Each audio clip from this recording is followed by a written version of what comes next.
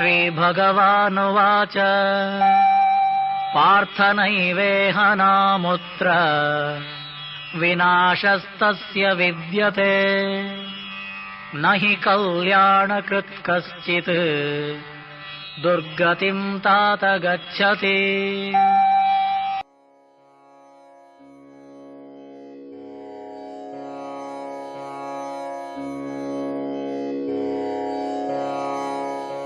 श्रीभगवानुवाच पार्थ नैवेह नामुत्र विनाशस्तस्य विद्यते न हि कल्याणकृत् कश्चित् दुर्गतिं तात गच्छति।